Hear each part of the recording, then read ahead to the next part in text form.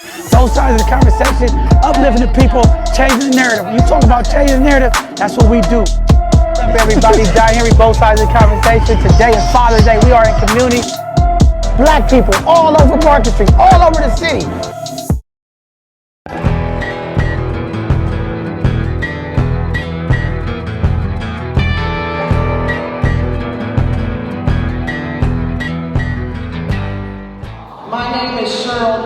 I'm the director of the San Francisco Human Rights Commission.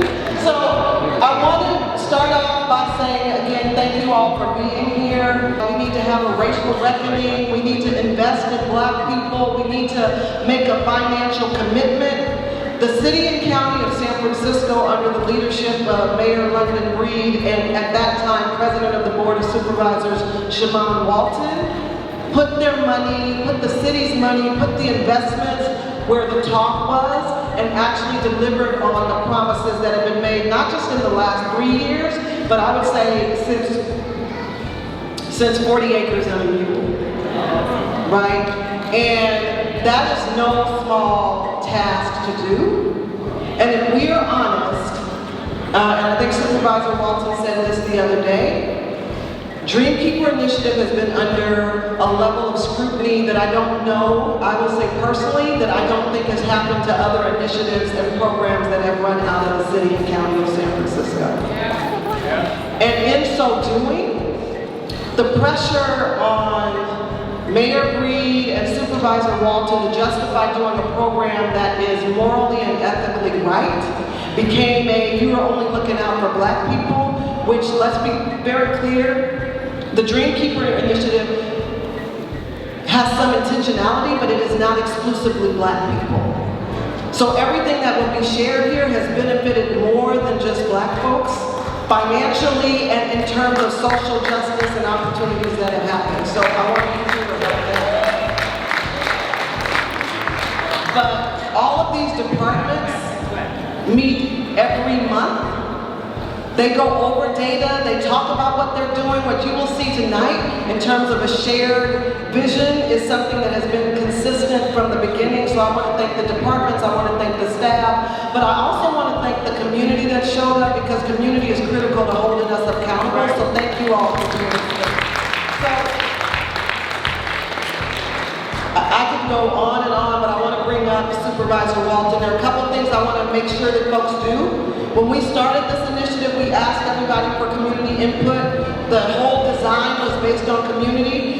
In the room, there are 3 sets of the same thing. So along this side wall, the back wall, and to the left. Please do not leave here tonight without viewing at least one set of these and giving feedback on where the money is, what you think about what's happening, what you would say for the next go-round of this work. And then I also just want to recognize and shout out, there are a group of students here from the University of San Francisco.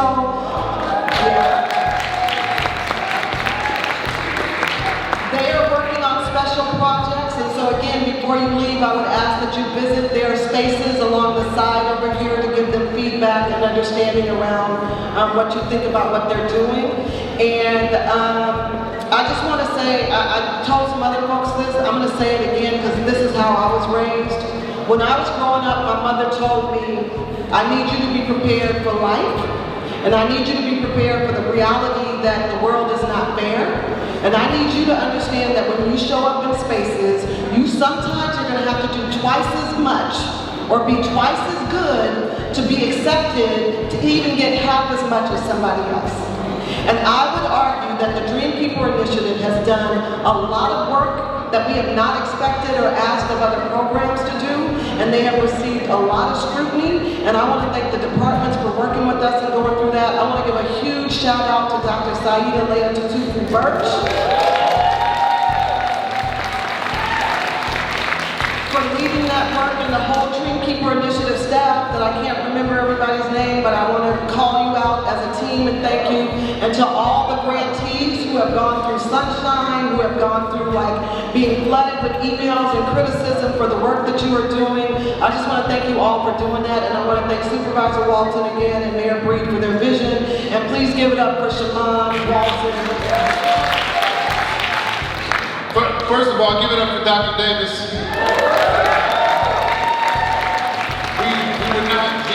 execute the work of the Dream Keeper Initiative if it was not for Dr. Davis, if it was not for the Human Rights Commission, of course, Dr. Leata Tufu Birch, and the rest of our city departments here in San Francisco. But I want to start off by saying, black people can't have nothing. And if it wasn't kids in here, I would say that differently. But anytime black folks get together and do something constructive to change the course of history, to make sure that we address systemic racism, to make sure that we focus on giving black people the opportunity to achieve and address the gaps that have existed here in San Francisco for decades, it becomes problematic. And I was looking up the word dream today, and many definitions says dreams are something you aspire to or something that happens when you go to sleep. And most dreams, how long do you think most dreams last? Most dreams last anywhere between 5 to 30 minutes, depending on what type of dreamer you are. But when we talk about the Dream Keeper Initiative, we're talking about dreams that have been a part of our history for hundreds of years. We're talking about dreams that we still work hard to accomplish and make sure our people have an opportunity to achieve right here in San Francisco. And that's what the Dream Keeper Initiative is. It's making sure that promises are kept. It's making sure that the dreams of people that look like me here in the city have the opportunity to achieve success, address inequities, and make sure that black folks who've been pushed out of this city and people of color who've been pushed out of this city have not only an opportunity to stay, but an opportunity to thrive while they are here. And so I'm excited to hear from our city departments about the great work that's happening in community with our nonprofit partners, with city leadership, with all our folks in community. But I want to just state a couple of facts. One, the Dream Keeper Initiative is the most scrutinized initiative in the history of the city and county of San Francisco. The Controller's Office, the level of scrutiny they provide, the level of scrutiny our city departments provide is 100% different than we've seen historically. I'm okay with it because I want to make sure that every I is dotted and every T is crossed so that nobody can say that black folks are not doing what they're supposed to do with the money. So it's okay because we make sure that we do everything in proper order. Secondly, the Dream Keeper Initiative is 0.04% of the city and county of San Francisco budget every year. 0.04% targeted to address the systemic issues that have existed for a community in this city for a very long time. So when people run around acting like this 0.04% of the budget is taken away from anything that helps make this city thrive, it is 100% a fallacy. And when you hit people with facts, then they start making up stuff. And so that's why we have to continue to lead with facts, continue to promote how important this work is, and continue to stress the fact that 0.04% of the budget dedicated to addressing the disparities and the systemic racism and issues that have existed for a community is not nearly enough. So they think that we have enough money to do the work that we need to address those issues, but the mere fact of it is this investment is 0.04% of the city and county of San Francisco budget. So as we continue to highlight the great work, as we continue to get excited about what our city is doing to make sure that we can affect change, to make sure that we can move forward, and to make sure that black people can thrive in this city, let us remember that we have much more to do and much further to go. But I am excited to see all of you here in this room tonight. It's really not often that we see this many black people in San Francisco in the same place. Unfortunately, we gotta keep it real. But I am happy to say and excited to say that the work of the Dream Keeper Initiative is addressing those concerns and working very hard to change that dynamic. So I hope you all learned a lot today. I hope you all get a chance to network with each other and see the great work that is happening. And I want everyone to understand how serious this work is, because a lot of folks in community, sometimes I don't think people really understand how serious this work is. And I'm talking about my own people. I'm talking about, the fact that unless we stick together and stay like a fist, unless we quit fighting each other because this person got that or that person got that, and learn to understand that we need to put all of our resources, all of our programs, all of our opportunities together, we will continue to have issues. We got something good with the Dream Keeper Initiative. So let's celebrate and work to be in unison and do this work in unity, because this is an investment that has been made the last couple of years, and there are no guarantees.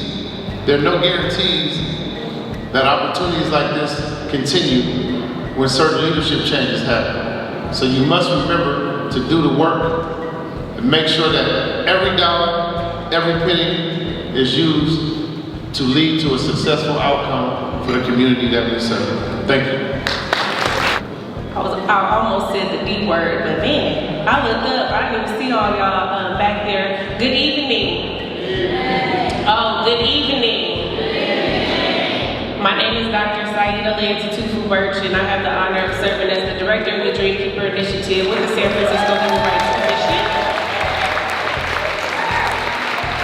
I just want to do a quick engagement activity with y'all, because there have been a lot of things said about the initiative. By a show of hands, let me know if you have ever experienced joy as a result of attending a Dream Keeper Initiative event. By a show of hands.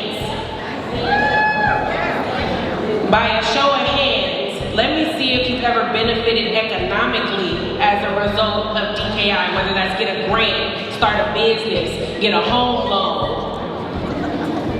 By a show of hands, let me know if you feel safe in this space. By a show of hands, let me know if you or someone you know has benefited educationally as a result of DKI. Then what I was charged to do is working. So the Dream Keeper Initiative is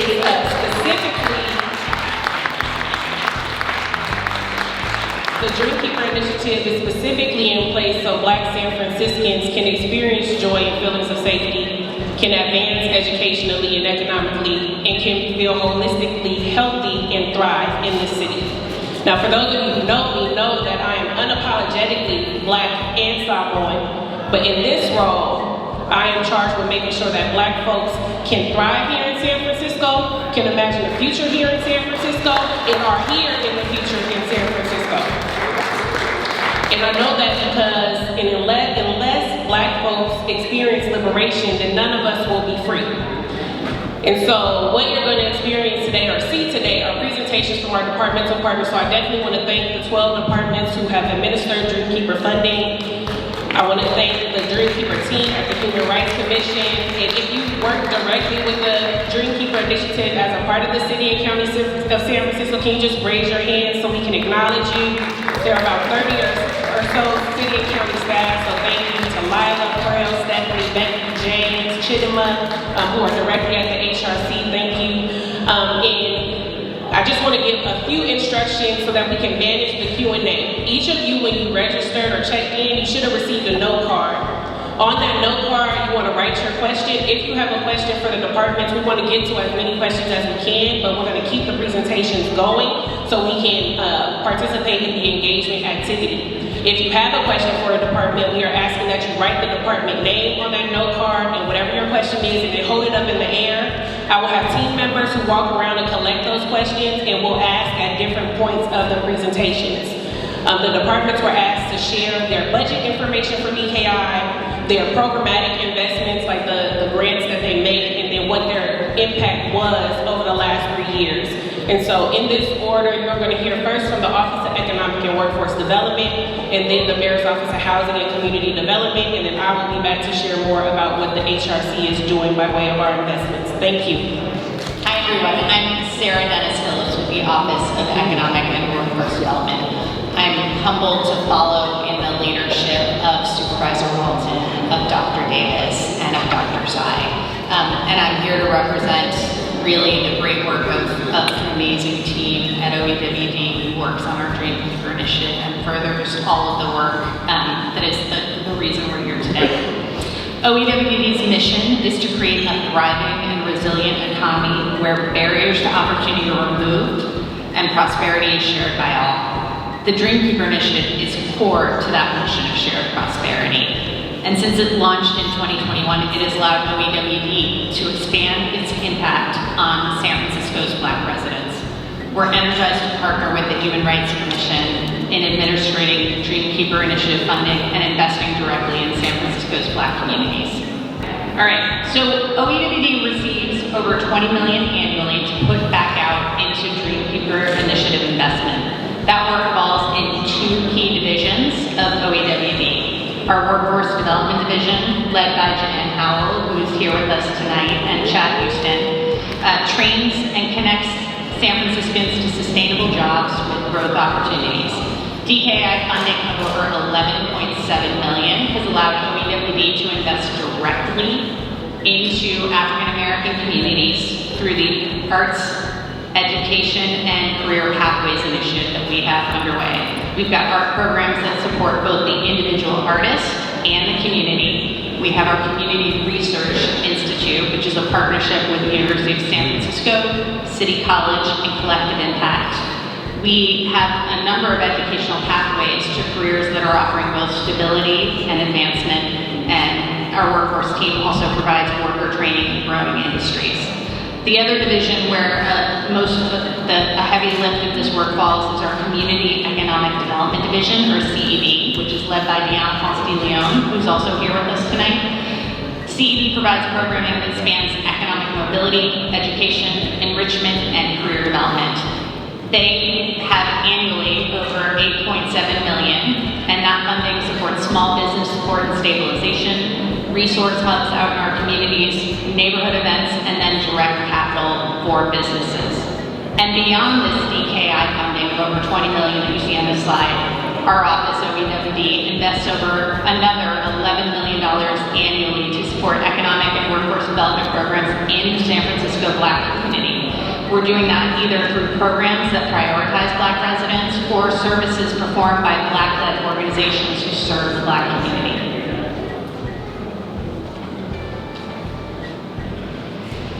So our Community Economic Development Program funds 21 partner organizations who help Black and African American entrepreneurs start and grow their businesses in San Francisco. Their small business stabilization programs get Black-owned businesses directly into commercial storefronts. Our small business assistance and resource hubs provide culturally competent technical assistance like one-on-one counseling from business coaches. Our business capital programs provide direct funds to small businesses so they can start or grow. And our neighborhood event work both serves the broader community with Black celebrations while providing Black entrepreneurs with vending opportunities and a market spotlight at those events. Our workforce division works in collaboration with 18 community-based organizations to run a number of programs. Our partnerships train individual Black artists on business practices that can help generate household income. They serve the broader community with arts platforms where Black creatives can showcase visual art, theater, dance, and music. They created the Community Research Institute, which is an educational partnership that offers multi-semester Afrocentric coursework and anti-racist work. They provide educational pathways to ensure post-secondary education completion for Black San Franciscans. They provide employment opportunities in the healthcare sector, occupations such as emergency medical technicians and mental health professionals. And then we have a typo on the last category that's meant to say industries of opportunity. And that's where we provide sector trainings to competitive industries such as African American healthcare, cannabis, early child care education, hospitality, K-12 education, and peer counseling. So what has the impact been? Over the past 2 years, through the summer of 2023, the Dream Keeper Initiative programs within our Community Economic Development Division have funded over 350 entrepreneurs through programs like End to Action Sell Black, which helps Black businesses build their online presence, through SFHTC's Minding My Own Black-Owned Business, where they train startup businesses and entrepreneurs.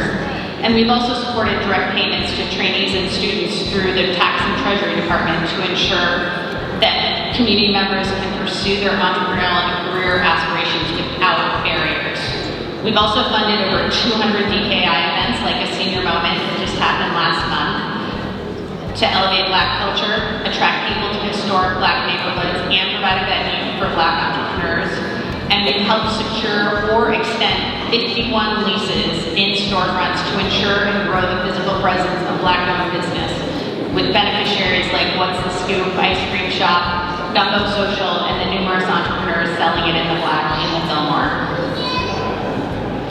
Our workforce program data for years 2021 through 2023 shows over 300 occupational skill training completions, with 198 of those trainees placed in permanent employment at an average of $24 an hour wage at starting in careers like medical, early childcare education, and hospitality.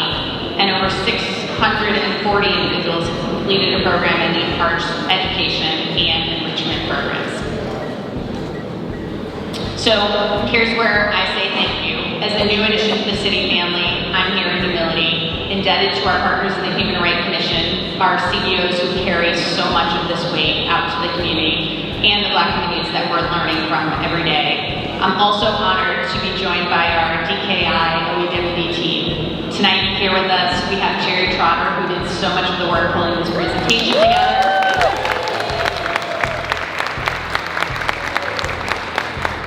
We have our DKI program staff, including Larry McClendon,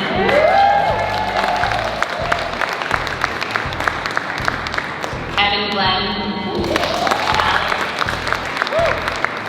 Alex Ankrum, Andre Salas,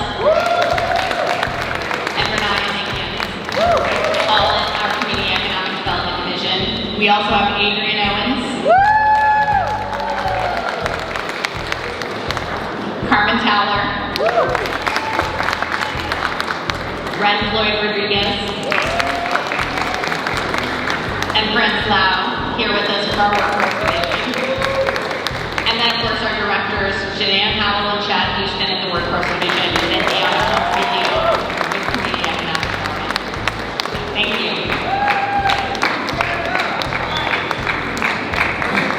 Good evening, my name is Eric Shaw. I'm the director of the San Francisco Mayor's Office of Housing and Community Development. And I am very excited to be here. I have the fortune to be in some of the initial conversations with Dr. Tsai and Dr. Davis around how we can really center investments in Black home ownership and Black community development as part of this initiative. And I'm very excited to share with you, and Black leadership as well, to share with you some of the investment that we've made.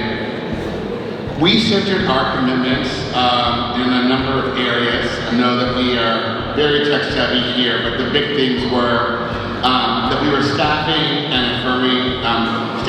investing in African American spaces, that we were actively supporting Black home ownership, that we were continuing to advance culturally competent communications and responsive communications by the office.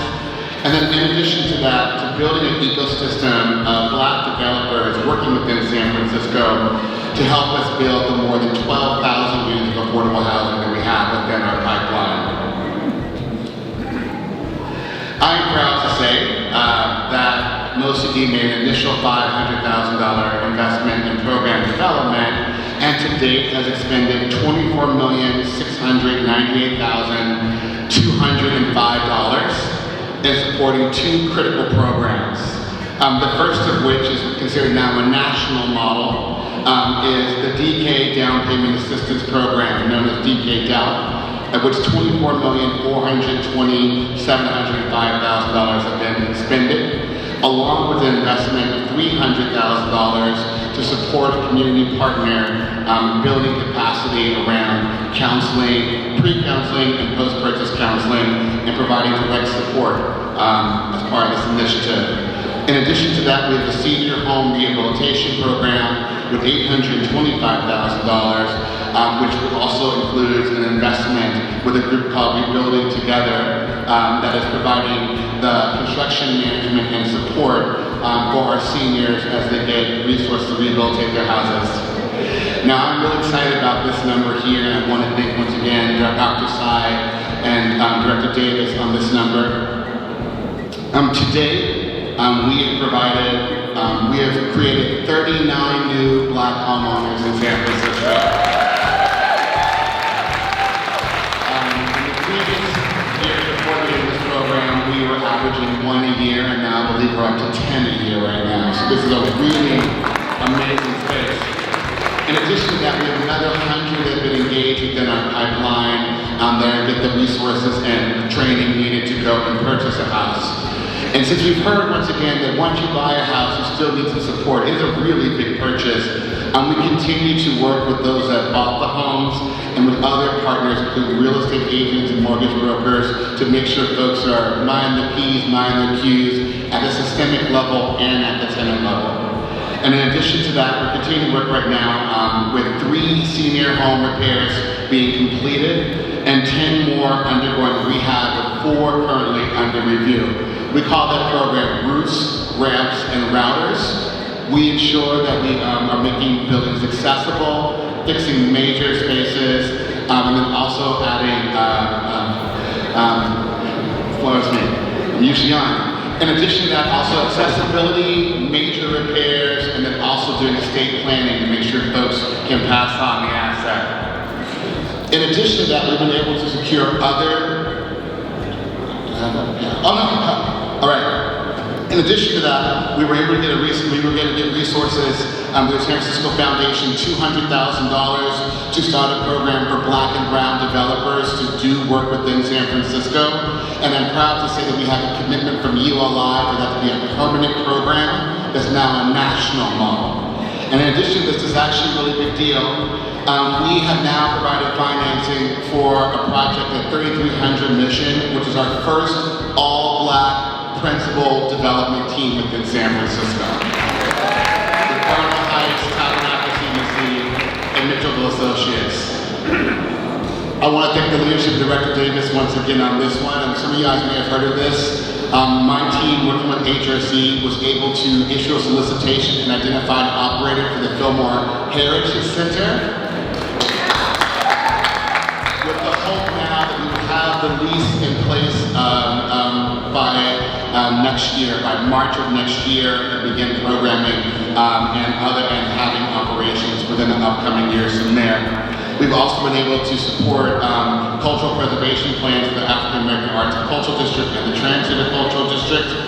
And outside of that, our other resources outside of Dreamkeeper, we fund 50 separate projects totaling about $9.9 million to the African American community.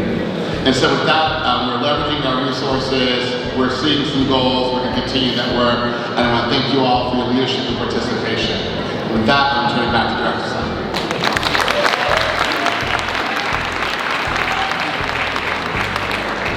Thank you, Director Shaw. So as a reminder, if you have questions in the audience, you can go ahead and write those questions down on a note card and hold the note card up, and we will have staff members or team members, collect them so we can address them with the departments if they are still in attendance.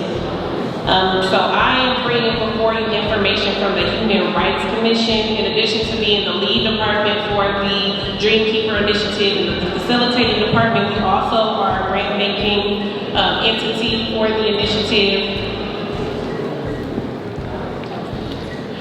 So in terms of the Human Rights Commission budget, we invest about $26 million over the last 3 years, and really excited to do that. Most of the work that we fund are the youth development work known as Brighter Futures, the narrative shift work, which we have a few of the narrative shift grantees in the room, capacity building, community innovations, which many of you can associate with the mini grants, and then also we invest in the Native Hawaiian Pacific Islander grants as a part of this work. Just a few photos of community and a testament to data isn't always numbers, but experiences, and so we thought it important to show the faces of DKI and tremendous work that you do as community members and a testament to who is reflected in this room as well. So Brighter Futures is the bulk of the funding that we offer through the Human Rights Commission, which offers holistic work to youth and their families. And so I want to thank, if you're a Brighter Futures grantee, can you just wave your hand? I want to thank y'all for the work that you do for our young folks and families. And this is everything. So Brighter Futures offers everything for our families, from meeting basic needs to getting to and through college. And so I definitely want to appreciate you all for that. You can see up there we have a few testimonies from those who wanted to share the impact of the Brighter Futures grantees. BKI is also, HRC is also responsible for facilitating capacity building funding. And so this is a $5 million investment in ensuring organizations have the infrastructure that they need in order to operate, the staffing and the data infrastructure that they need in order to deliver services to community members, as well as offering strategic planning services, financial planning and literacy, and marketing and communications work. So that is, because we want to make sure that the organizations that we invest in, all of you, are well equipped to be able to deliver the impactful services that you do for the initiative.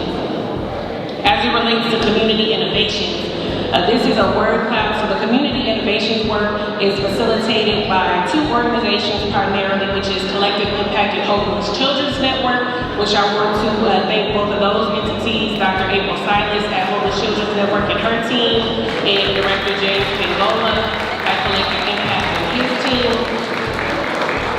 And I will be honest, they are the ones who pick up the phone when you need to take the babies to the football tournament, when you need a bill paid, when you want access to a mental health practitioner, when you need food on your table.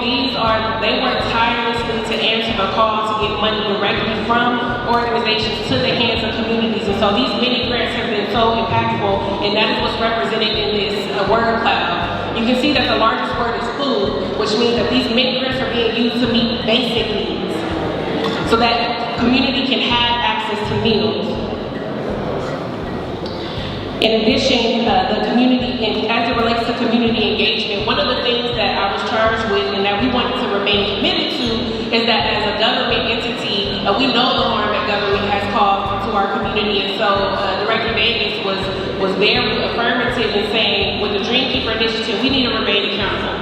And so we facilitate monthly community spaces. This is one of them, where we meet community where you are. We have community office hours. You can follow us on Instagram, where our ultimate goal is to remain transparent. We know nothing is a secret in government. However, we wanted to prove that to y'all. And we wanted to make sure that we're held accountable as government officials and representatives, and that you can count on us to respond, which is, in my opinion, the gold standard. If we are supposed to be public servants, we need to serve the public and serve them adequately. And so that's why we hold spaces such as this. And so with that, I want to remind everyone that, again, if you have questions, if you have the sticker dots, you can go ahead. We're not going to do that now. If you want to do it quietly because you have to leave, please do make your selections. But who we have coming up next, we're going to hear from, in this order, the Department of Public Health and the Department of Children, Youth, and their families, and then the San Francisco Arts Commission. Thank you. And for my talkative talkers in the back, if you can just whisper or not talk at all, that would be very appreciated. Because if we're talking in a family environment, I want to say y'all didn't get this information, or that y'all couldn't talk with the departments. So if we can just refrain from talking or keep it down to a minimum, that would be appreciated.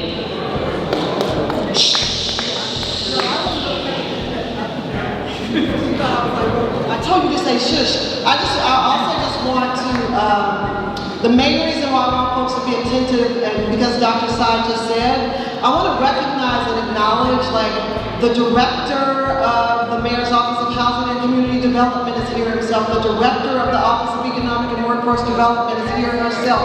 The director of the Department of Public Health is here. Like, I want folks to really understand and appreciate and value all the folks who have come out tonight that could have easily said, it is after 6 o'clock, I'm going to send somebody else. And they're not just here, their staff is here with them as well. So I want to recognize these 12 departments where the leadership has come out, but they are respectful of the people who have done the day-to-day work and are here to like celebrate and elevate that. So I see the director of HR is here as well. So I just want to give them the attention because we often say these people never show up. They showed up and we should be like responsive to that. So I will, again, so Dr. Colfax, thank you.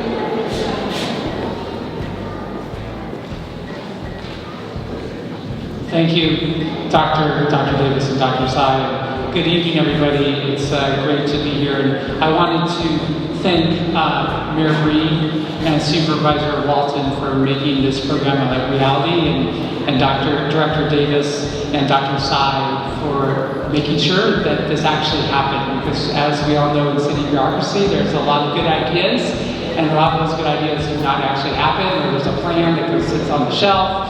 And this is really happening. So I really want to thank HRC for your leadership and persistence in making sure we continue to do the right thing.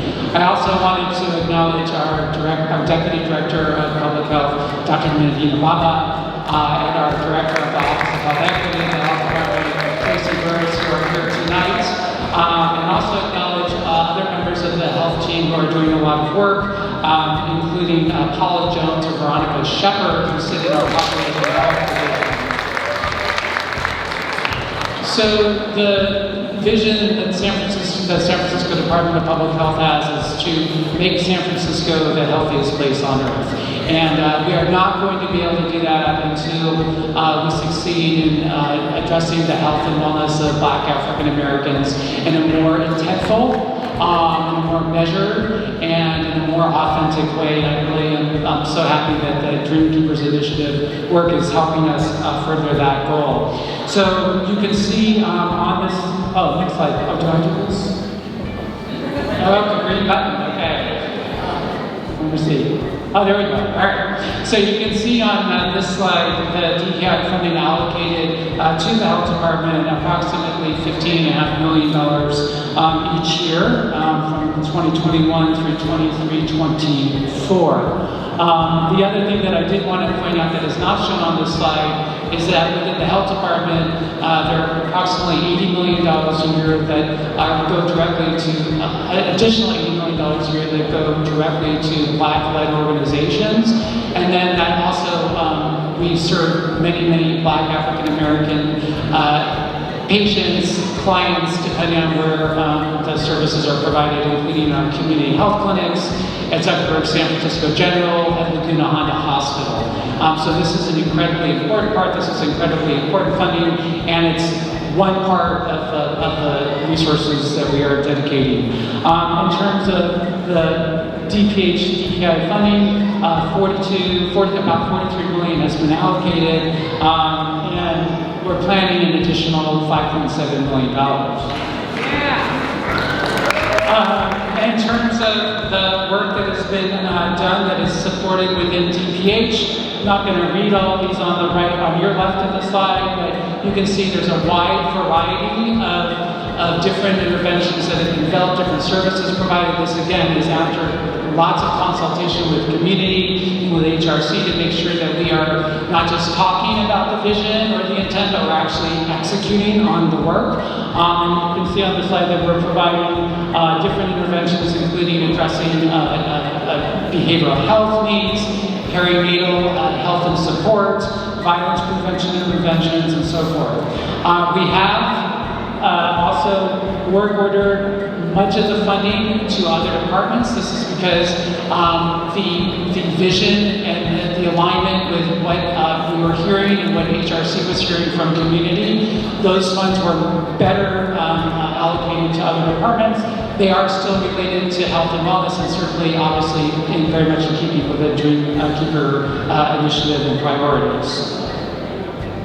So within our outcomes framework, just to reiterate that the outcome framework for DKI is that every Black person has access to culturally relevant social and emotional wellness options, and that there are brighter futures And you can see the selected outcomes here, whether measured by people or household served, training, staff hired, and so forth.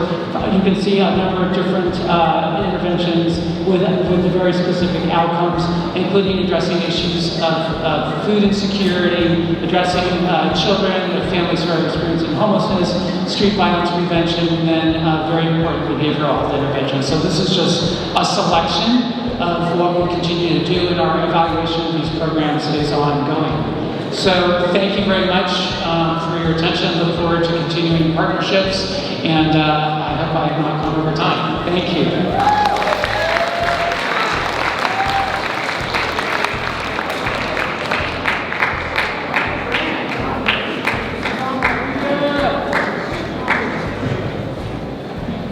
A little taller than me.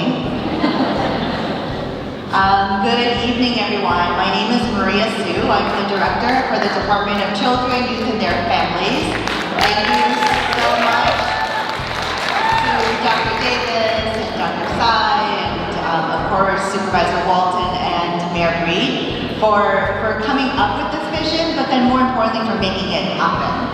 I think we hear over and over again that San Francisco always have great ideas because we have fantastic people who live and work here. What we don't have is tolerance to get things done. And I think what Dr. Davis has proven is that we can get things done when we do it together. So thank you so much for bringing us together and making sure that San Francisco should be known as a city that will and can get the hardest things done, like this initiative. I am super grateful to be joined by our Director of Programs and Grants, Sharice Dorsey-Smith in the back, as well as our Chief Financial Officer, Heidi Burbage, also here somewhere.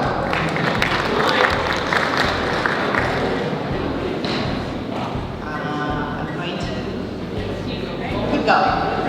Okay. There you go. So once again, I'm super grateful to be a part of the DKI initiative. Over the last 3 years, DCYF has been honored to allocate over $13 million. $13 million to implement this initiative in our department. We use the funds to strengthen our investment in our African American Black communities by augmenting our existing nonprofit CBO partners, who I see many of our partners in this room today. Just for context, you will see that in the first year of the allocation of the funds, DCYF was able to allocate $10.6 million to our nonprofit agencies.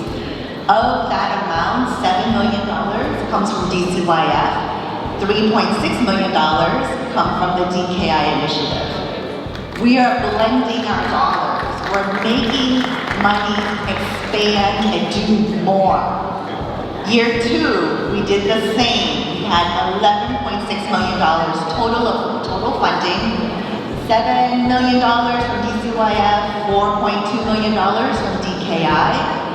Year 3, which is the year we're in, same thing, $11.3 million of funds going out in a blended strategy, not duplicating efforts, but expanding the work that we do already so that we can fully serve the community that Dr. Davis spoke of.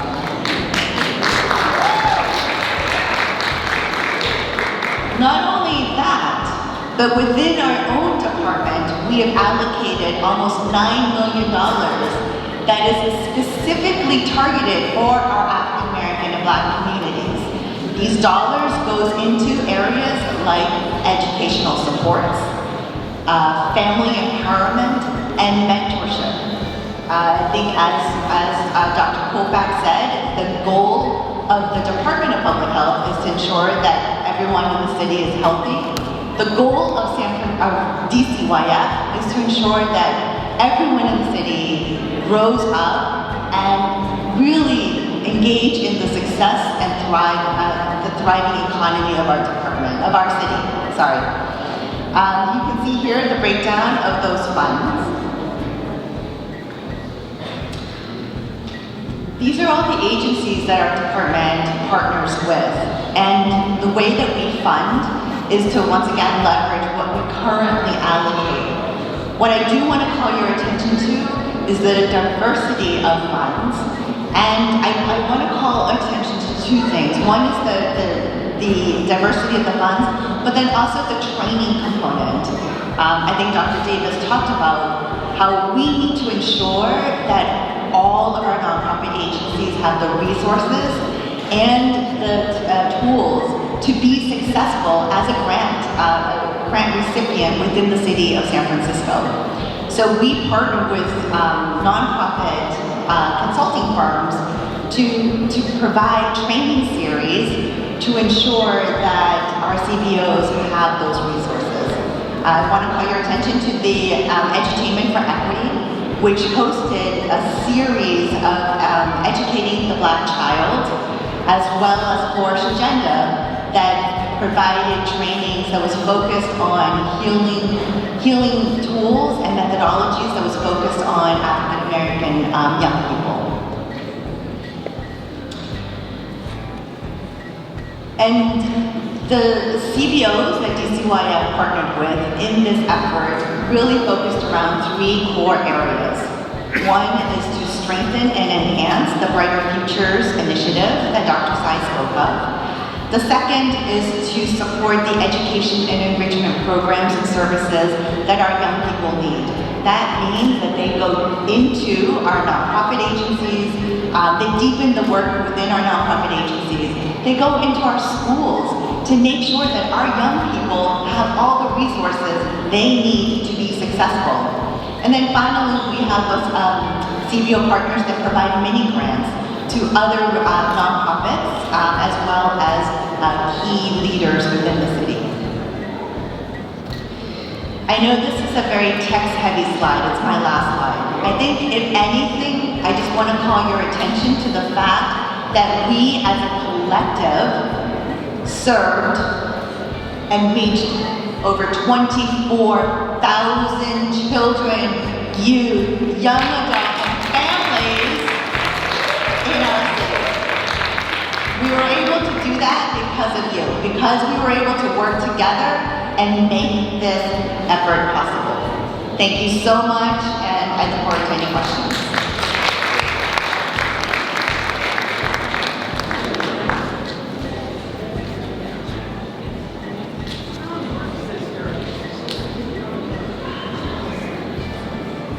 Good evening. I'm Denise Pate, the director of the Community Investments Program that's part of the San Francisco Arts Commission.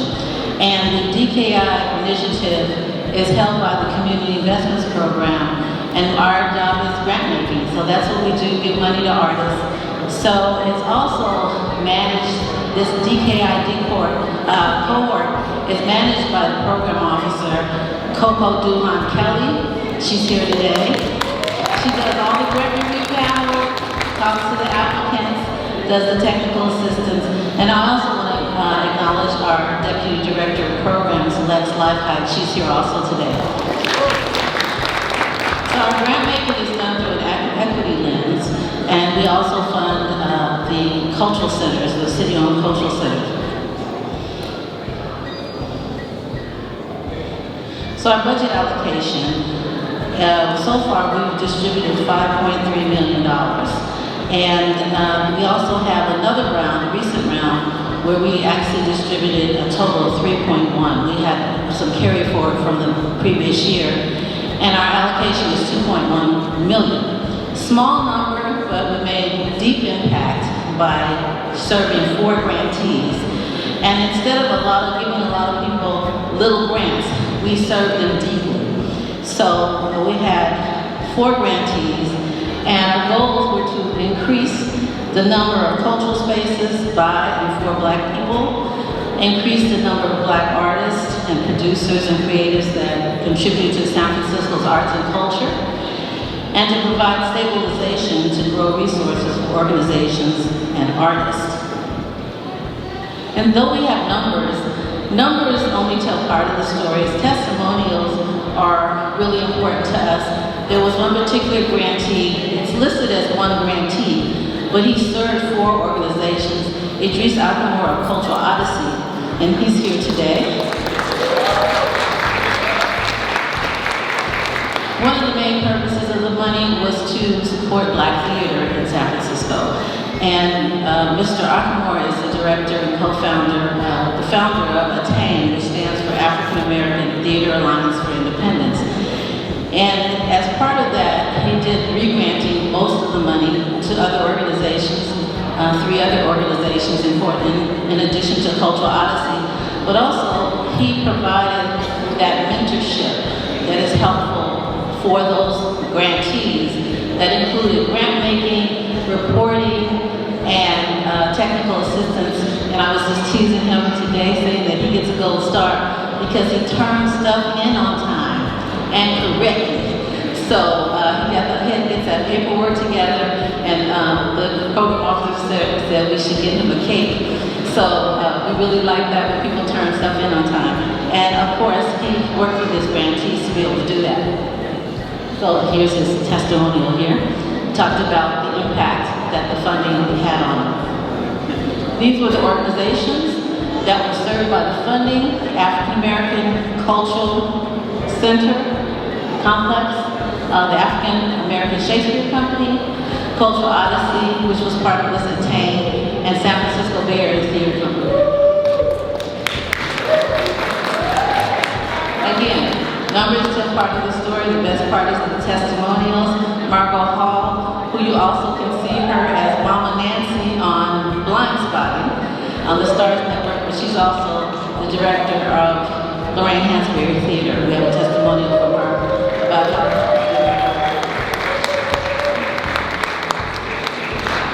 Okay, here's the numbers. We activated 10 spaces, and this is an unduplicated number. That's 10 spaces, but it doesn't say, there are many times the same space was used over again. Audience members were served, 10,000 audience members were served, 200 artists were hired, 100 mini grants, and that's just so far. We still have more money and more re-granting to do. We also, in terms of the mini grants, that doesn't include ATTAIN's mini grants that they distributed.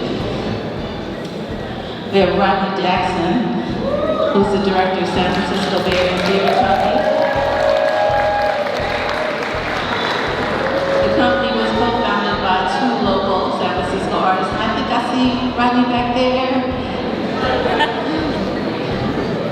He went out on the road, Broadway star, and started the company.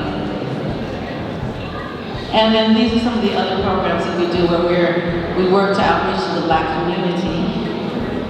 And thank you.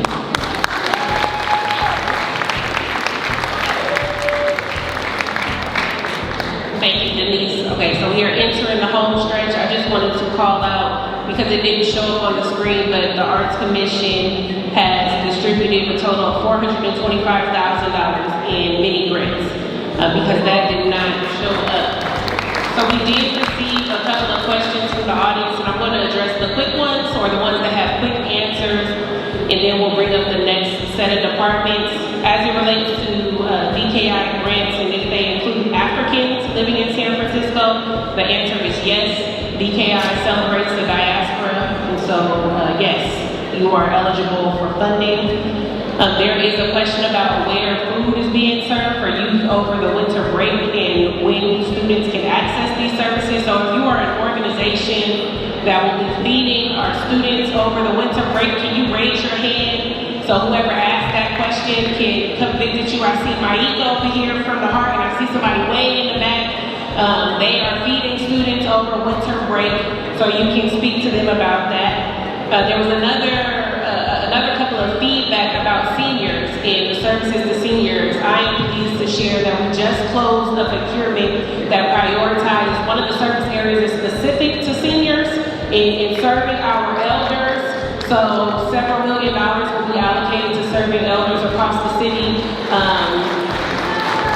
And I won't shout any of the organizations out in the room, but if you work with seniors, you know who you are. So we're in that review process now, but we do honor our elders. As it relates to LGBT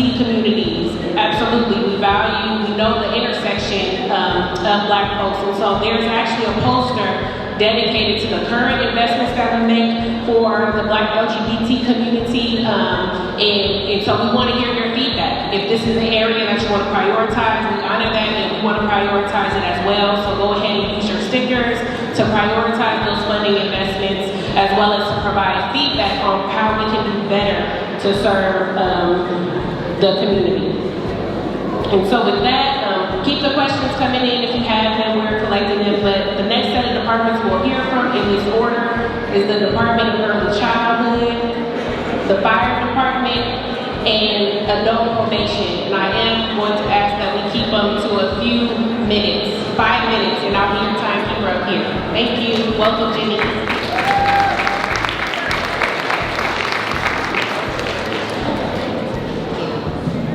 Greetings, good evening everyone.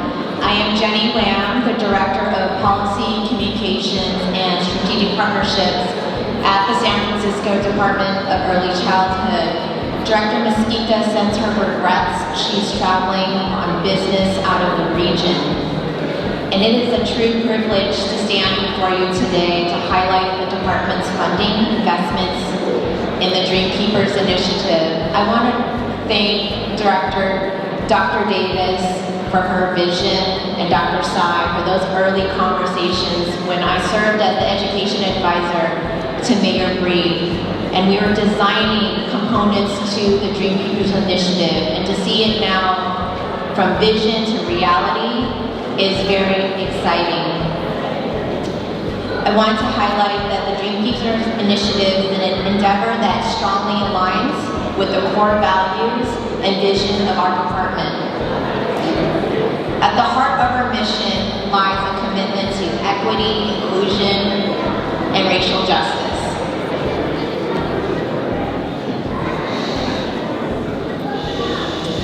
As outlined in our strategic plan, we recognize that achieving true equity in early childhood requires intentional efforts to dismantle systemic barriers, historical injustices, and a collective journey towards a more equitable future.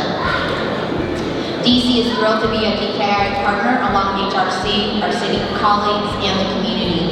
And I'd like to share highlights of our DKI investments. The Department of Early Childhood is one of the few city departments to annualize DKI funding. Starting this year, DEC is providing more than $1.9 million to support efforts to develop and increase the number of Black educators in the field.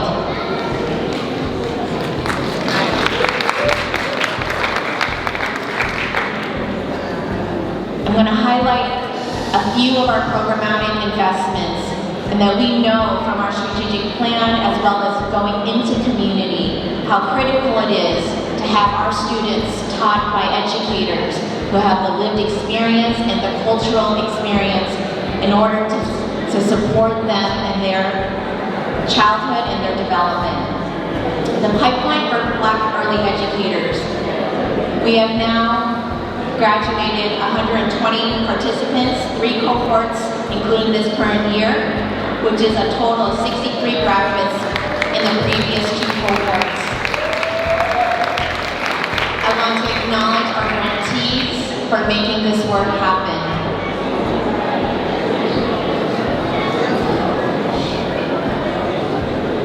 Okay, y'all, you all in the back. You gotta bring it down. Shh. Yeah, you put the hand down. Shh. I want to also recognize that early educators, that we want this to be seen as a career pathway, a sustainable long-term career in making the impact in our youngest residents in San Francisco and the childhood that they deserve in order to thrive in the city. We also have the ECE Early Care and Education Business Incubator programs that we partner with Office of Economic and Workforce Development, and that program is to start a home daycare business that includes a startup grant, business training, and coaching.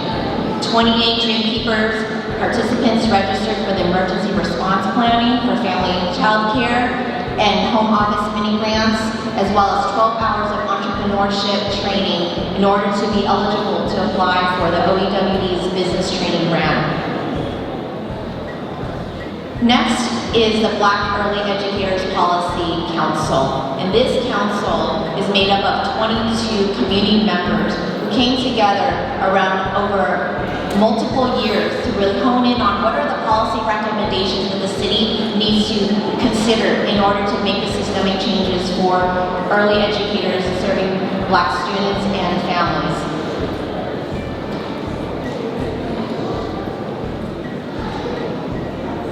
And lastly, around the family facility grants of Black-owned ECE businesses, 7 educators have businesses concentrated in zip codes 94102, 94112, 94117, and 94124. And all ELS programs are eligible to apply for facilities funding, an amount to set aside specifically for Black early educators.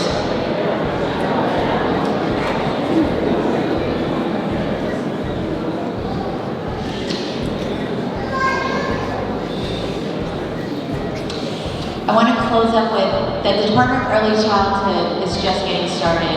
We are your newest city department that was a merger between the Office of Early Care and Education and First 5 San Francisco. We have historical investments going to early child care and childhood in San Francisco. The largest investments per capita of 0 birth through 5 than any city municipality in the country. So we're going to address the long-term inequities of our Black and Brown Pacific Islander children of birth through 5. It will be the work here that's happening in this department as well as collectively as a city. And what do we have to look forward to? In this coming year, we're investing $10 million over the next 2 years around our early educators and workforce investments. We already are investing in our second year $70 million every year in order to bring up living wages for our early educators and for women of color, particularly in this sector, to be recognized and compete for their dignity and for the respect that early educators deserve.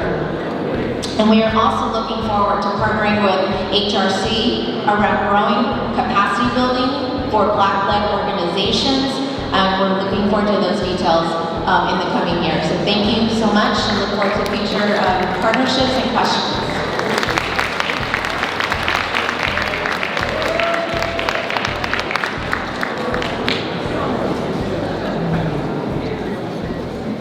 All right, y'all, I know y'all in the back want to hear this because this is the sexy part of the show. The fire department.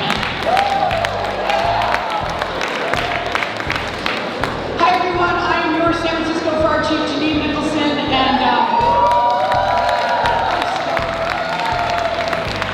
so before I get into it, I just want to point out this photo up here.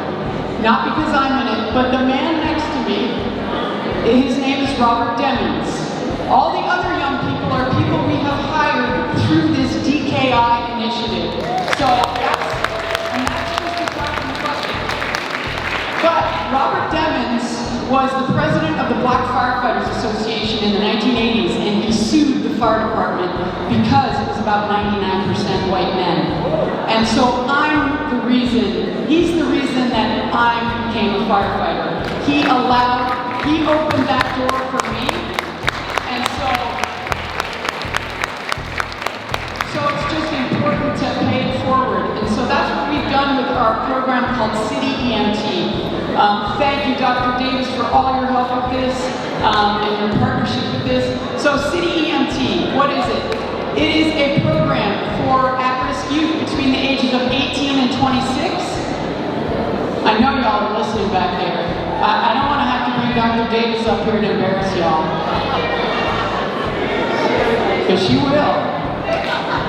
So City EMT, it is a program where folks can get an EMT license, but they also get wraparound services. They get trauma counseling, they get life coaching, they get financial literacy, they get health and hygiene, and they get paid. And the reason they get paid is because of our mayor. said when she was wanting to do internships in City Hall, she said she still had to run around and make money. And she said she was DoorDash before DoorDash was ever invented. And so she didn't want these young people to have to do that. She wanted them to succeed. And so she paid them. And so once these young people got through this program, and I want to tell you that these young people passed the National Registry Test for EMT license at a rate of 90% on their first try. The national average is 70%. So these kids are doing it. These young people are doing it. And so, and that's the money that we're getting from DKI, and it's changing lives, $545,000. We're also putting around $250,000 of our own general fund money into this program. But what does it do? Once these young people come out of that program, they get an opportunity to work for us in an internship on an ambulance. Because to get hired by us on an ambulance, they need 500 hours. So that's what we do. We get them 500 hours paid internship on an ambulance serving their communities. So thus far we have put 44 people through those internships, and out of those 44 people we have hired permanent, full-time, 16 young people have permanent, full-time jobs in the San Francisco Fire Department, and 12 more are in the pipeline going through the process to get hired to either be an EMT on an ambulance or a firefighter on a fire engine or a fire truck. And the doctor over here is telling me I got 2 minutes, so let's wrap it up. So anyways, these young people are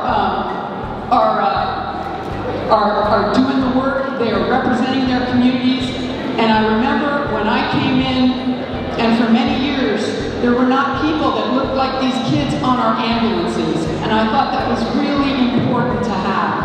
And so that's what we have now. And we're also looking to do a paramedic program. And so that's just the next step up for these young people, because the EMTs are the entry level. And so I want these people to be our leaders. And so let's figure out how to provide them with a paramedic program. So that's all I got for you. And I'm going to turn it over to my sister from Adult Probation. Come on down, guys. Come on down, Chief. So I get to go after Chief Nicholson. So good afternoon, evening. Thank you everyone for hanging in there. My name is Chriselle Tulop. I'm the Chief of San Francisco Adult Probation Department. Thank you, Mayor Reed, Supervisor Walton, Director Davis, and Dr. Sy for having us here today. So at Adult Probation, we lead by service, equity, respect, and ethics. At Adult Probation, we awarded a grant to Westside Community Services to provide mental health programming and services to justice-involved persons through Westside Crisis Care and Positive Directions. The period of funding covers more than 2 years and is approximately $900,000. So first at Westside Crisis Care, our program is designed to provide culturally specific, low-barrier, community-based support and responsive care services with linkages to long-term behavioral health services for individuals receiving primary care services at Kaiser, Dignity Healthcare, and Sutter Health. Our DKI funding also is used to support recruitment, training, and development of BIPOC mental health care providers providing culturally centered services and care. At our Positive Directions Transitional Housing, the impact from the services provided include 53 3 clients housed who were either placed in permanent housing, exited to other programs, or reunited with family. Thank you. So, serving our diverse community, beyond our DKI funding, SFAPD is committed to investing in BIPOC community, and it's evidenced by our budget. And it's also evidenced by the fact that we award $11 million of our budget specifically to BIPOC-led organizations. Thank you.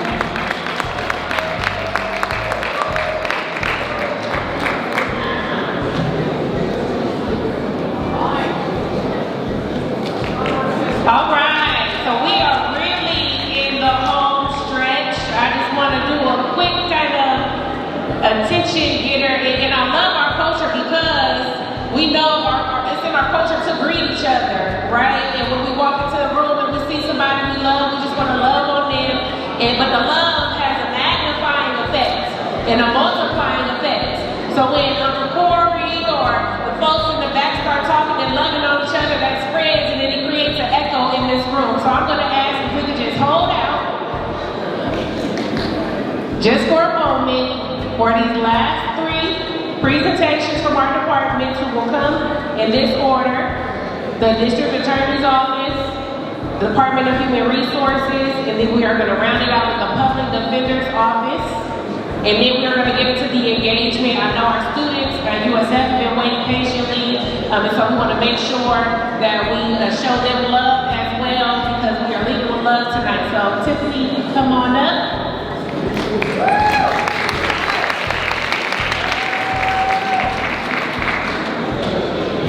Good evening, everyone, and I know how to follow the rules, so I have 3 to 5 minutes. First of all, my name is Tiffany Sutton. I am the Chief over our Collaborative Justice and our Juvenile Division at the DA's office, and I'm just happy to be here this evening with you all tonight to share the DA's vision around working with our youth and young adults and how DKI has helped to support us with that. I will start off by saying that traditionally the District Attorney's Office has focused on creating collaborative type of programs, court-related programs. But this year, we are focused on intentionally working with our youth and young adults by starting a new young adult youth service division. So I just want to highlight and acknowledge that. And with that, DKI saw the vision, and so our funding is a little different in terms of working with our youth and young adults. What we do know, which Dr. Davis firmly tells us all the time, is when you bring youth to the table, you have to bring something to them. You have to engage them. You have to spark their minds and get them to want to engage with you in a way. And so with that,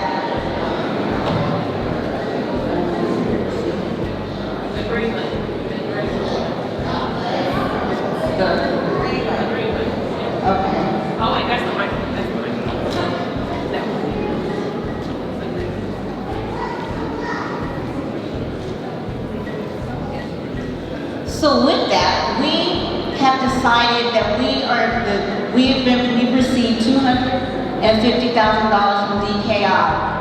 We are going to take over, for the next 2 years, over 40 to 50 individuals back to the South, to a trip called Sojourn to the Past, and this is where we engage with civil rights leaders, and we learn about social justices and how law intersected with civil rights and what came about. With that, we want to engage our young people to come to the table, to the DA's office, to help us think about policy, to help us engage in social justice. We can't talk about criminal justice reform without having our young people at the table to help us think through those issues. And with that, we want to engage them. We want to take them on this trip so that we can then come back and talk to them about policies and the way that we can change and make our criminal justice system better, fairer, and equitable. And so with that, DKI has provided us with seed money to be able to take students and engage them in a way so that when they come back, they can sit at the table and inform and talk to us about what the criminal justice system should look like. And so with that, we are prioritizing African American students. This is a civil rights trip, and if you're between the ages of 15 to 24, a resident of San Francisco, please do apply. We just recently received this money, so we will start, the trip will be in April of next year, 2024, and then another trip in 2025. And so with that, the social impact that we hope to see is to, one, educate our young people on historically how the law has affected people of color, and then come back and see what we can do working together collectively to look at criminal justice reform. And so with that, I want to thank DKI for supporting the vision and allowing us to work with our young people.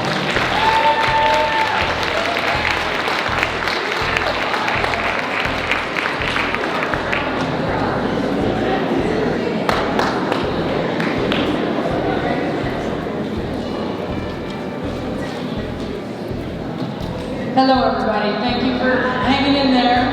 My name is Carol Eisen. I'm your Human Resources Director.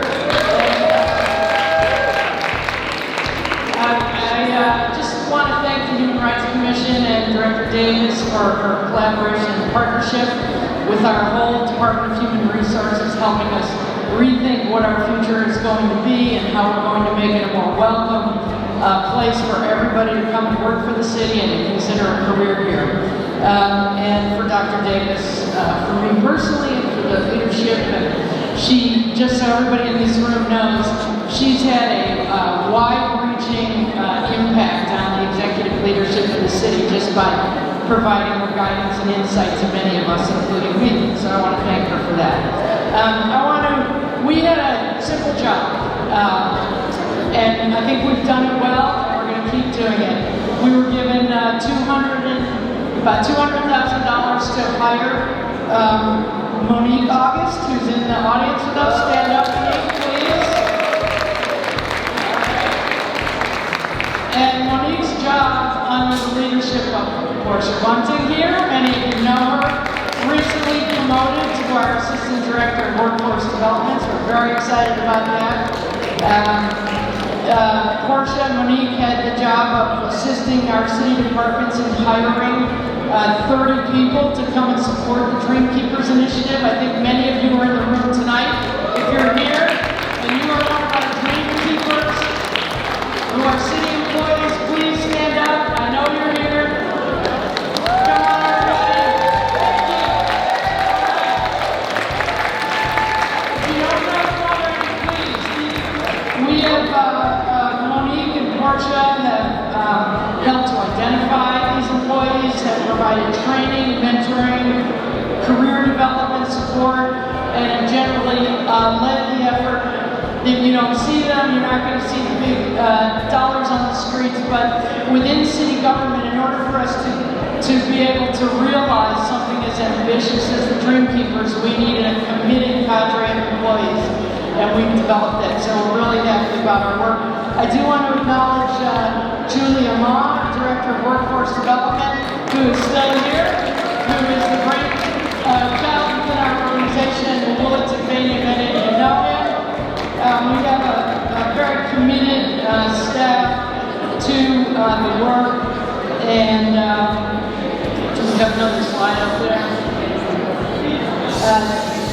The last point I want to make before I sit down and turn it over to our last speaker is that in working on the Dream Keepers, this has really helped to inform us and guide us in developing new strategies for effective employee support and supervision, and really including and centering equity training.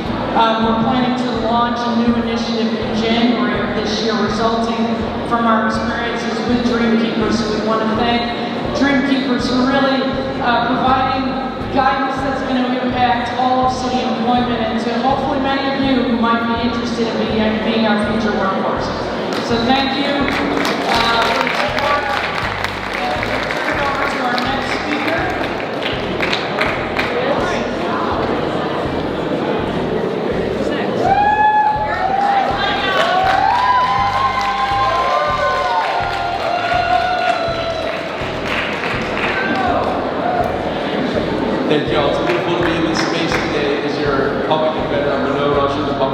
San Francisco. I'm really grateful to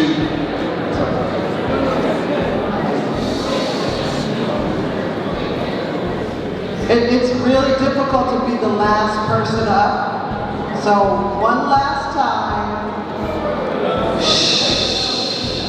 please, just one last time. I want to thank our public defender, Redover, for being here. If we could just, he only has 3 minutes. We'll let him have 5. So just 5 minutes, 5 more minutes, okay? We got it? I only did that because Dee, you had told me to, so. Thank you, Dr. Davis, and thank you, Dr. Sy, for this beautiful opportunity. When you understand our vision, you understand why the Dreamkeeper Initiative is so important to the work that we do. Our vision is to fiercely defend individuals, confront state-sponsored violence, and advocate for community power. The values that guide us are love, compassion, courage, and excellence. Because we know that when we fiercely defend individuals, confront state-sponsored violence, and advocate for community power, our communities are better able to resist injustice and fight for self-determination and freedom. And the vision we're looking for is a world where not some of humanity, but collective humanity is cherished. Right? And the symbol there, which you can't see, is greater than one, because we work collectively. And when you understand our vision, as a public defender's office, we know why having people in the office with the historical understanding and the cultural competence who look like some of the people we represent and the people we represent makes such a huge difference. And we're thrilled that the Dreamkeeper Initiative has funded us. We got about $100,000, and we've started an internship program in the office where we have an attorney, a post-bar fellow, 8 law school, and undergraduate students that are being funded through $90,000 to DKI funding. We're also trying to break the school-to-prison pipeline by having criminal defense informational workshops to educate the next generation of public defenders. $10,000 to DKI funding. And what we're doing is we're giving gift cards to people to come and get exposed to what happens in the courtroom, get exposed to all the different opportunities in our office, whether that's an attorney, paralegal, social worker, IT, investigator, clerical. There's so many different ways, policy, to contribute to the work that we're doing, and we're really excited to have that opportunity to provide to so many people who want to break into our field.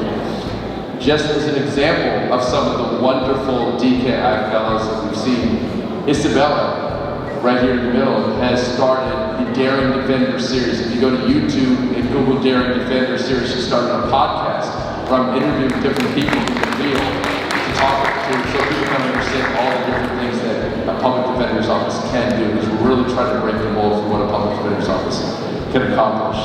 We have Alex, who did a lot of research for the Racial Justice Act. This is groundbreaking legislation that's come forward to try to rectify so many of the racial injustices that are happening in law, which we can both use the Racial Justice Act in current cases to make sure racial bias doesn't affect the current proceedings, but also to undo wrongful convictions that have happened in the past. So that's Alex. Then we have Donald, who's been a civil attorney, wants to get exposure to public defender work, so he's now working in our office. And has a full caseload of clients. I just met another intern this morning who's working on a pre-trial release unit, so she's meeting people in the jail and on Zoom to get the information vital to alleviate the family's anxiety and to hopefully give the judge the information they'll know to hopefully not incarcerate their clients pre-trial unnecessarily. So these are just some of the things that we're doing. With this isn't the end, this is just the beginning. To me, DKI is one of the most beautiful initiatives in the history of this city. We want to see it keep on going, and it's very committed to our vision for racial justice and our mission to end mass incarceration. Thank you.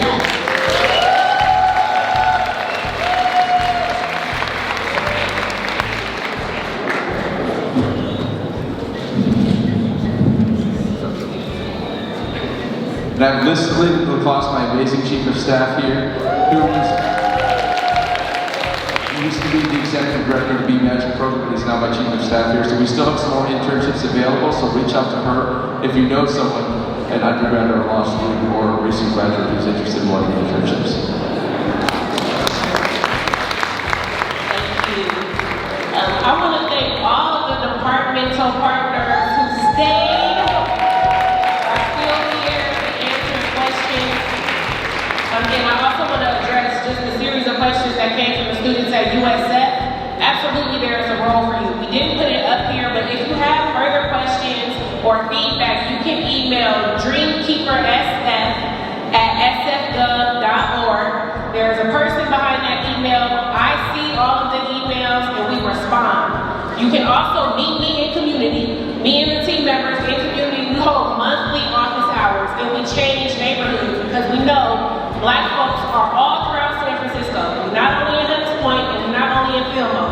So you can meet us in community every month for our office hours to ask questions as well.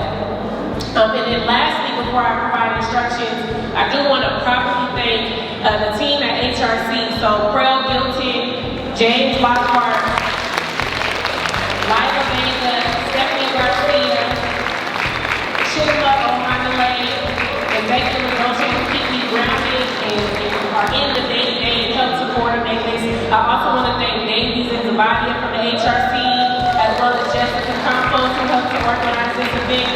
If I missed you, charge it to my head, not to my heart. All right, now is where y'all get to tell us what to do, which y'all have already started. There are posters around the room. There are 3 sets of the same poster, so you can either pick near the restrooms, over here against the wall, or in the back of the room. And you should have stickers. The stickers are used to next to each investment or next to each line. You want to know what you want to prioritize PKI to keep funding, what you want us to keep investing in. If something is missing, tell the staff person next there and we can write it down on the poster paper on the wall. If something is like, nah, that didn't work, don't put your sticker next to it. And so this is going to help us inform the next budget allocation. So we want to make sure that we get it right. We're 3 years in, then we get it right with what you told us back in 2020.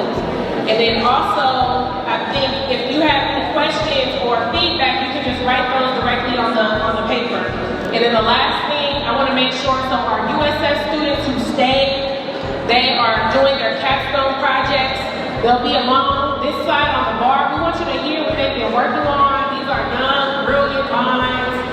Go Dons, by the way, so we want you to listen to their presentations, provide them feedback, learn what they're doing at USF as a part of their activism course, and then after you do that, you can say, you can go home, or you can do whatever you do on Wednesday night. But thank y'all for showing up. I appreciate you, and be well.